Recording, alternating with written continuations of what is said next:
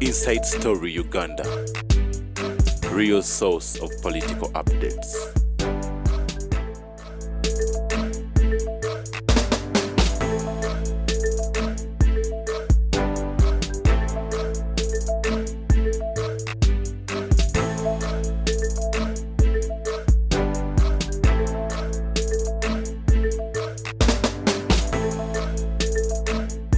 Ne mama Mole Namatovu Tamale Mirundi Yosefu ate nga tugusa okubeera nabo bannaffe kati bazedda bawuliriza naye kambasonyiwe ennaku zino sijja wabaddidemu mbadde ndabba kuba akatambi k'okuserena nga balonkinga obwa pulezidenti okimanyi nti nno ttiimu lwabwogo yalonkinze groups zaffe n'abatusindikidde ne batugamba abavubuka ab'embaavu mujjo mujoyininge akakasajja bajja kukatta ako kamwenda kagenza okubba sente zange sente zo naye ng'ate bakateeze mu kkubo bakaasa omutwe naawe balinawo kaali badde mu kofini oba lwaki baganda baako tebakabuulira this boy will die amuteeringi bagenda kukatta kabali kageza okubba sente nga bakamonitaling anti bo bategere nanyini buyinza yabadde ku Serena n'atuma kano kagende kabbeyo sente zange president zeyamba bwe katuuseyo ne bazikamma naye ate nga mu ttiimu yaabwe mulimu akalinzi akaasa omutwe ate bazitwale mu ttiimu yaabwe yenyinabadde entwe bajaase n'ente yange nabadde njijjeeyo zinama singa kali mu kufini kati singa muhanga yeesibye ekimyu nkoze ente wagitumaani eyo oyina erinnya lye waŋŋamba wano young man I have so many problems. Why don't you leave me alone? Nobody will touch that man. Mubabako milioni runana nanyini buyinza yabadde ku Serena n'akatuma kozi mu ttiimu yaabwe muli mwana yabategedde babadde bakabesa singa kali mu coffin amuteeringi yumumpulira this boy would be in the coffin now badde bakalinze mukuba bakaasa omutwe entwe twali kawonye ate sente zo ngaazaagazaaki eziza ate ye hainako omugabo gwe those boys nze mbatunuulira tebalina magezi they lack nacho intellect, they are very arrogant ate bainamu waliwo akanukange nagisa akabyenya soko mbuli obadde otandise okumbulira bulungi tebulina magezi kankubulire tebulina magezi ndabagamba nti the survival of Katumba Wamala would have told every mafia organization to cease operation okuwona kwe yes kwandibaleetedde okubeera nga ate bakkakana tukiita the higher doctrine the higher doctrine yekugamba ebintu bibiri ng'owasoma intelligence singa mubanga muyina nga gavumenti emanyi batema bijambiya nammwe mutema ne gavumenti etema kakati bali ne batuula ku kitebe kyabwe ne babuuza yo wegendi ffe twamutemye naye ani atutemeramu they cease immediately that's why I tell you if an expert like me tuyina kye tuyita hallmarks all of the murders and associations in Uganda have 4 common features. A border features prominently, a woman features prominently, and the prime suspect is killed.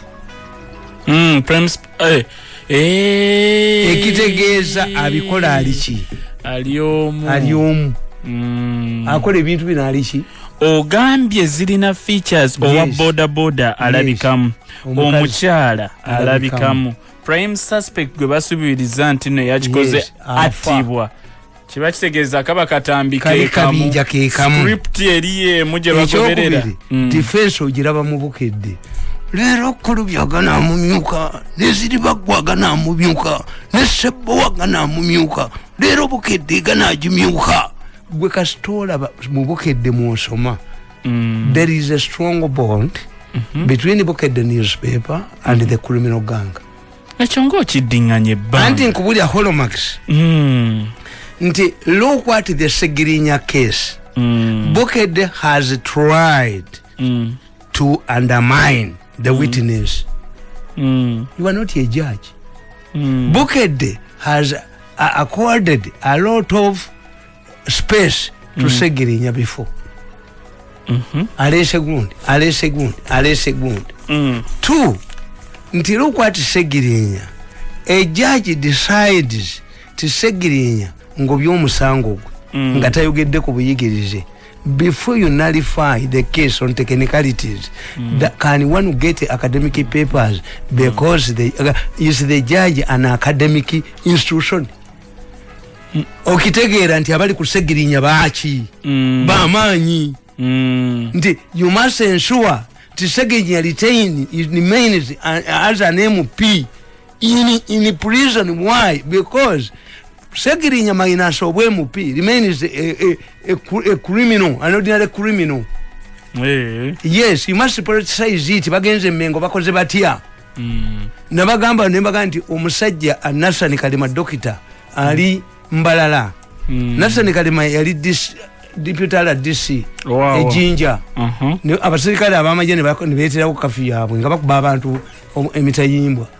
Nasani Kalema ne yefula omutamivu. Ekiro nga jinja yenna bebasedda na sagalinga nakwata owamaje yali akuba akatayimbo obote namuyita namupromoting nga namutwala eruwero nembaga Nasani Kalema was arrested by the rebels in my presence nga oli even through the government and myself. Nasani Kalema yali disweruwero abayekera bamukwata ndi nabo era nabawabira era monitor yagenze nenonya Nasani Kalema.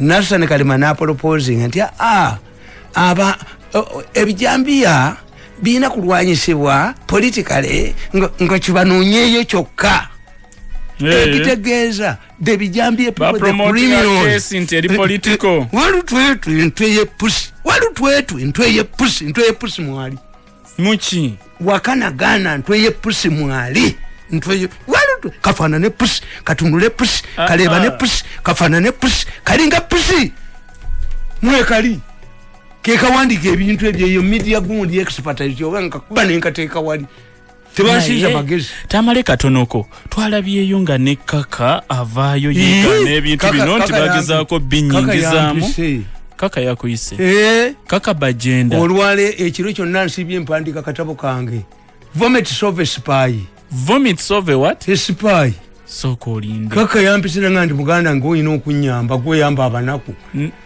banzita lwa information yenina ku bebijambia tenga bali mukulaga nti ye yabimanyi ye mastermind vomit sove spy nasuzenka wandika ekiro kyonna kati ndikuyamba sekatuuse nawa abasajja bano bayitidde okukozesanga abantu ne babasuula kubanga kaka abadde musajja munene nnyo ne nagamba muganda wange basooka kunzibakaani ono Sobbi omutemu ne bamutwala pade serunjo jini yayingiramu oba bala mugana mumyuka nga tonayimba abo njagala okize otusigire ekifaananyi spy master tekati ayingiramu nga yayina okuspyingotubuulira netwayangambye nti mirundi abasajja bano bukyabo gyoga bantu nti ate nze nina yangambye to have a strong gundi I have a strong network mugiso contrary to what they know because they are now training people to replace mine. I know them. Nanga nti bayina omuntu gwe babadde bazze okukwata nnumirize naye basanze owange mukwese gwe banoonya ne batwala omukyamu bamusudde ekisolo vomit sove spy n'abalene bakaaba tamale kafulumye dda leero balamuka n'amumyuka leero balamuka n'amumyuka leero balamuka n'amumyuka ye vomit sove spy kawedde dda kando sekateeka ku street kubanga bajja kagulako nange alampadde ku ssente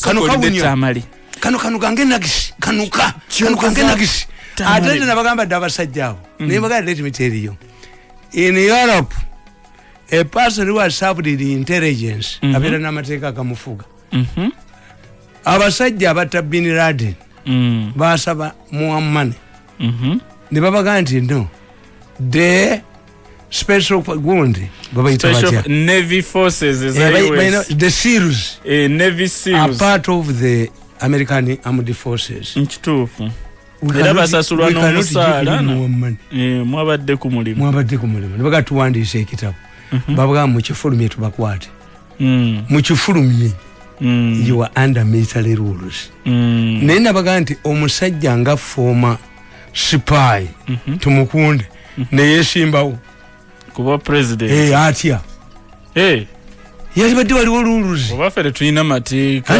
gakugira spy waliwo omusajja babayita the Birmingham 6 Birmingham 6 batega bomu mu lubiri lwa Queen e Birmingham police netula teringa yawano nega but you people if we don't reveal the suspects can parliament give us money, can we remain with the credibility before the British people?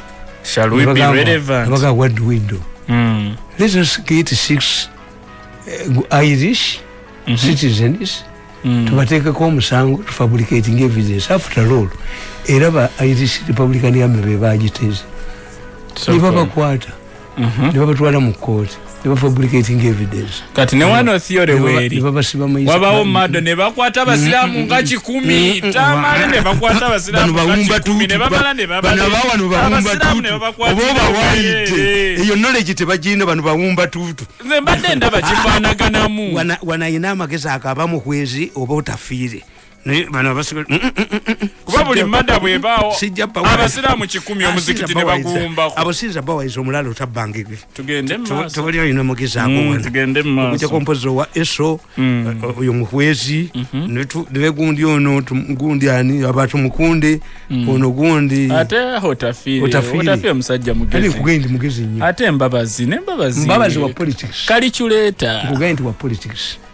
naye abasajja balina nakyo intellect botazanyirako bebo nekayigula tabagenda mu gurupu yaabwe anti mwetemwawula knowledge ne nakyo intellect common sense temubyawula nti President Museveni atali professor ayita ba professor mu meeting n'abagoya kuba ayina nakyo intellect bano balina knowledge bali mu bitabo oba kuba nobateeka wali bajja professor Makerere afuuke jjaji teyasala musango nagumu nga byamulema naddeyo n'asomesa amateeka ge nga byemisango tabisobola yes kakati nkugamba kati kino nti Birmingham 6 babasalira babasibe mayisa baba akasaabinga emyaka 16 eyali nga goga nti director wa side wa Scotland Yard n'alitayalinga he wrote a book tibano mbwa twakwata za bwerere nga bolaba kazinda mbwa kazinda bamukwatira bwerere era njagala nnyo abaganda babasibe nnyo bayiga okwo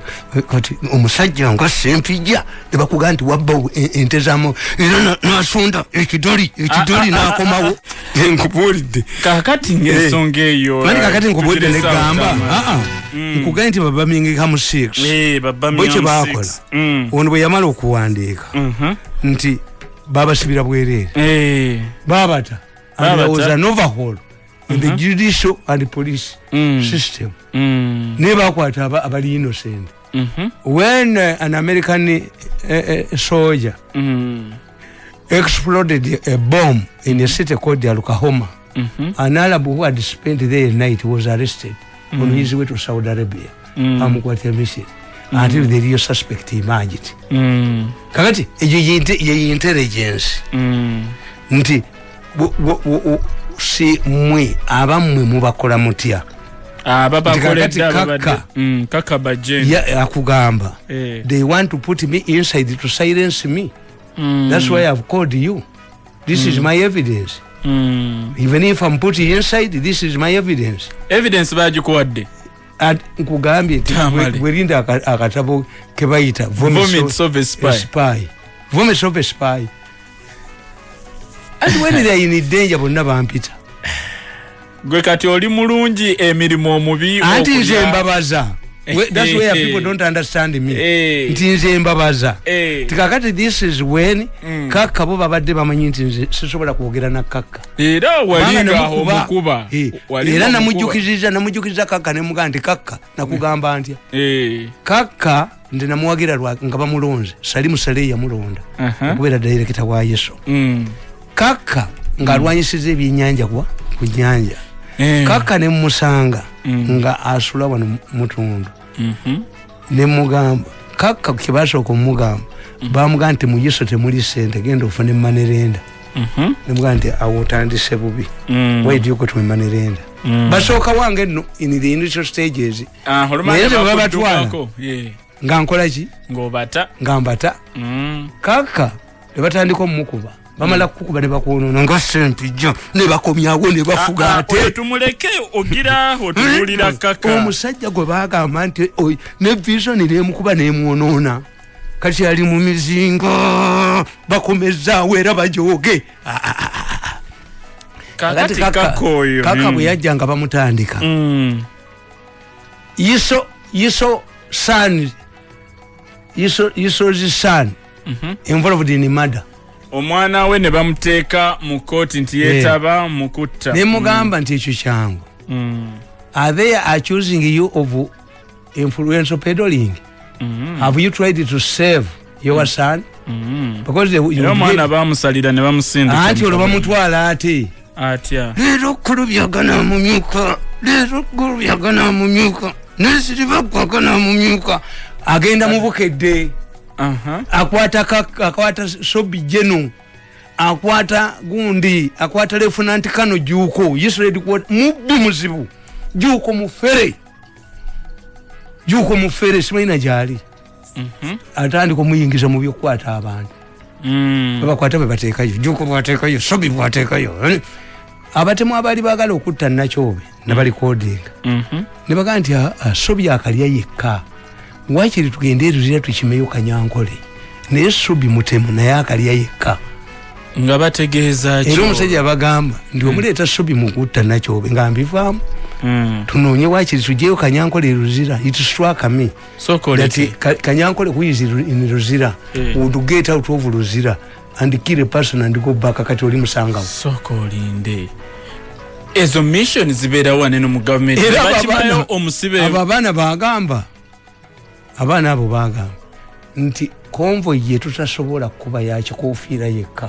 Nga lwaki ate yo? Ne badiscussing emmotoka ya Katumba wamala nti mpanvu bweti yekola bweti. My survival goloze eyimiridde kuki? Eyiyo eyimiridde kuki? Miso. Mirundi Internal Security Organization. Sebo ne president muwako ku information. Miso tesaka. O reporting ayo. Nze ninga we mu 16. Ate katikiro ekaya abamumanyi. Katikiro wa Bungereza yamanyi director we mu 16. Era okumanya abasajja bombewunya. Somebody suggested that these machines should be handed over to Kaka. Olonga bamweyambisa. Kaka was their friend. Kakati Kaka bamutwala afuka ambassador dukewo wano. Naye agaana ategeera nti baagala ku net kuli bobulira bamala okubba n'okujooga bafuna ejjirikiti ku basuulembwa ne badduka n'obujozi ne bugenda nga bubawunya mu nnyuma bwe badduka bw'otulaba nabo obujozi n'obusuma obuwulira nga buwunya boolumala okukusa ne badduka. This is what is happening on Kazinda. Kazinda yalwanyisanga Bigirimana nga Mbabazi yamukozesa. Balwanyisa facility kati ye yabonaabona n'ennyina yaziba amaaso. Kazinda yajje wange kusamu 5 ez'ekiro. Ne mugamba muganda nze amagezi genkuwadde genda okole bwoti ne bwoti. Ate gundi Bigirimana yamusonyiwa. Kakati Bigirimana yagamba omwana bayina ebizimbe bye baagala omuggyako yagaana. Ayina ebizimbe baagala talked to gundi Kazinda mukomera. Waliwo atampita ng'ali mu danger. Ono you know omutwe ogumulinga ebbulooka oyo ayina ekizimbe kyagala omubbako. Ano kange nagisi oyo omubbi ennyo oyo ayina ekizimbe yali ayita mu ofiisi ya Yigi. Ne mugamba gwe Kazinda kankubuulire. The president of Uganda once he pardons you ne bw'onokkiriza bumunegotiating. What about the earlier cases? Ekizimbe kyo bajja kitwala nga muli agonja ki no awunya anu kangena gisoyo mu byenye awunya katujjawo obulango buno then